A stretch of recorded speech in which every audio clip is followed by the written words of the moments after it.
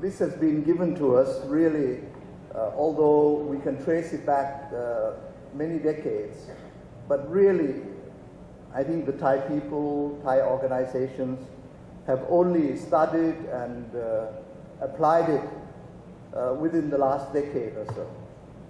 And while we're still on the path towards understanding and applying it to our institutions, I think for the last 12 years, there has been an intensive understanding as well as application.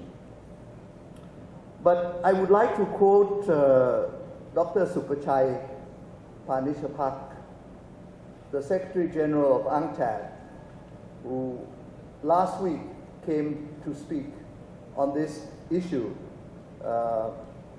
in Bangkok. And he said that the Sustainable Development Principles that the United Nations are using for their development is similar to the principles of the sufficiency economy philosophy. But he said that what he regarded as the most valuable part of the sufficiency economy, which I think the Thai people appreciate, is the moral aspect that seems to be absent or not so clear in the sustainable development concept used in the UN. Dr. Supachai mentioned the word moral compass, that in the past many decades, since the Second World War, the Washington Consensus was the main philosophy that was used in the world economic development issues. But Dr. Supachai said that it is generally agreed at all international symposia now, whether it was in Davos or anywhere that he's just been to, that everyone felt the need to have a moral compass in order to find the solutions to the world development issues of the time. So this is, to him, the most valuable input that the sufficiency economy philosophy can contribute to development. And I'm very glad that before coming here, I had the chance to listen to Dr. Supachai, who is right at the center of the world development issues at the moment.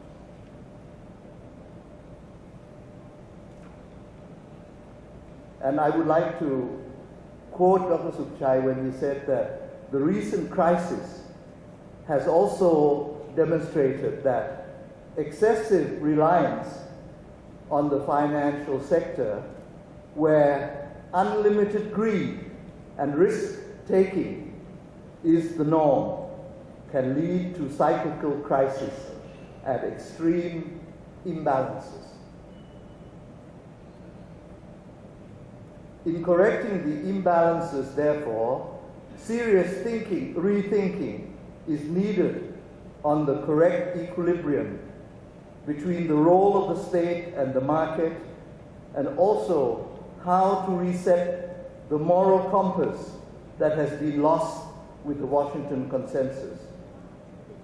Equally important is how to reorient global economic growth so that it is inclusive and serves the interests of all peoples, while at the same time avoiding environmental destruction and the unsustainable use of the world's resources. The sufficiency economy philosophy framework can serve as an alternative development path, in particular for the developing countries that are still rule-based and with limited knowledge and technologies needed for sustainable use of land, water, and other resources. These are the words of Dr. Supachai, the Secretary General of UNCTAD, who has given his opinion about the sufficiency economy, philosophy, and sustainable development. So, I think, given the time, I think that you can probably see the relationship now between the sufficiency economy philosophy, how it arose in Thailand out of the crisis, and how it links to the global economic issues, and how it can possibly link to your own national economy. So now, let me try to draw these thoughts into your main themes. I would like to recommend that fiscal retrenchment, which is your sub-theme number 1, has a most appropriate place or emphasis in the present conference. Please look at Greece today, and look at not only Greece, but such big countries like Italy, Spain, and Portugal. Why are these countries facing such difficulties? And please look back towards the identification of the 5 points of similarities of the successful 13 countries that was mentioned in the Spence report. Credibility. All the international financiers are looking ahead and are making projections that how can a country with 120% debt to GDP ratio can possibly survive in the future. It is a question of credibility. So I think that it is definitely the time for the public administration people and fiscal authorities in every country to retrench and to keep the national debt to GDP ratio, only one ratio, to be of at a reasonable level, because if it goes beyond a certain point, or if the trend is pointing towards that kind of point, then the credibility will create the sort of things that you are now observing in the case of Greece, Italy, Portugal.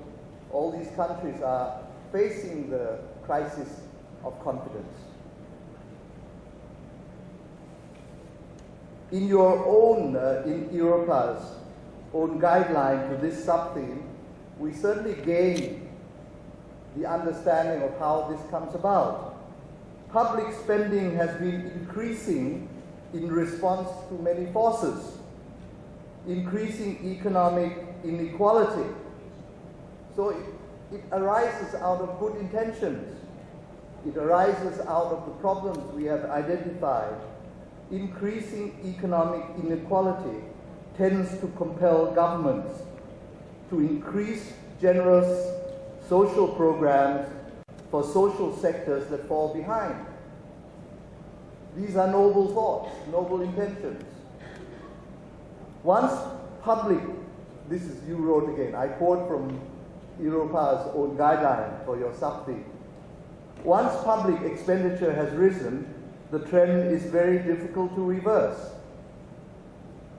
So I think I would like to urge the conference to give attention as to how you can solve this problem by fiscal retrenchment. Given the crisis of confidence, the uncertainties and the instabilities of global changes of the sort we have been talking about, it would seem prudent for us to prioritize and retrench and accumulate resources to meet foreseen or unforeseen problems in the future. When we identify the success stories, don't forget that they mentioned that you have to save at the same time as spend. You have to save as well as invest prudently.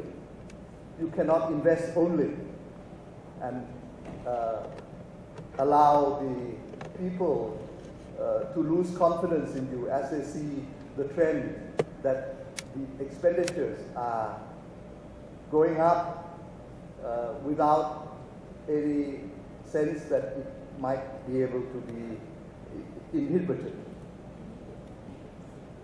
And I think at the same time, here we can go towards your second sub-theme. There should be serious rethinking about the role of the state. The government in so many countries has been responding to increasing expectations from the public to do everything, while the right thinking should be that the government must be selective and prioritize on the role of the government. How can the government maintain fiscal discipline if it does not limit and prioritize its role? At this point, as I told you at the beginning, I would like to present you an extreme case, which is the experience of the world. And here I'm taking advantage of the work of a prominent Thai economist called Dr. Weerathai Santiprapop, a prominent economist who 19 years ago, when he graduated, was assigned to be the country economist of the International Monetary Fund, the IMF, to this country, which was a rising star. This country was at that time a surplus food country, which was the second largest exporter of tobacco in the world. And also, it had tremendous potential for tourism and things like that. And this was only 19 years ago. And Dr. Weerathai has written recently, for our knowledge, that within 14 years, the economy crumbled with economic mismanagement. The rate of exchange in 1990 was $8 of this country to $1 US. In 2005, the black market rate was 250,000, not 250, 250,000 to $1 US. The inflation was a runaway 100,000% per annum, while the unemployment rate was 80%. Severe shortages existed for food, petrol, and other necessary goods and services. There was neither external wars nor a civil war in this country, only economic mismanagement. Starting with deficit budgets, the problem worsened with populist policies by, interestingly, agricultural subsidies. This was followed by greater budget deficits financed by printing more and more money until there was no confidence in the financial and monetary authorities at all. It would be incredible that this could ever happen in any of the countries represented here. And yet this real story can help us to be more resolute in our discussion of financial retrenchment and stop this terrible possibility right at the start by clearly defining and prioritizing the role of the state. Because of the importance of these two sub-themes, I'm sure